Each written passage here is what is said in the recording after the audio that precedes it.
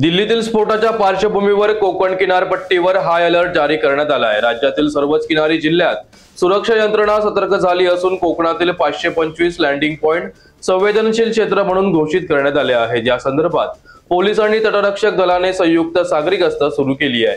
समुद्रात मासेमारीसाठी जाणाऱ्या मच्छीमारी नौकांवर बारकाईने लक्ष ठेवले जात असून नौकांची तपासणी सुरू आहे। तसेच बॉम्ब शोध पथकाकडून किनारी भागात आणि सागरी महामार्गावरील तपासणी मोहीम सुरू करण्यात आली आहे। सागरी महामार्गावरून येणाऱ्या जाणाऱ्या वाहनांची काटेकोर तपासणी केली जात असून संशयास्पद हालचालींवर पोलिसांची करडी नजर आहे। पोलीस आणि तटरक्षक दलाचे पथक 24 तास गस्त ठेवून किनारपट्टीवरील सुरक्षेचे पुनरावलोकन करत आहेत। नागरिकांनी कोणतीही संशयास्पद हालचाल आढळल्यास तातडीने जवळच्या पोलीस ठाण्याला माहिती देण्याचे आवाहन प्रशासनाकडून करण्यात आले आहे।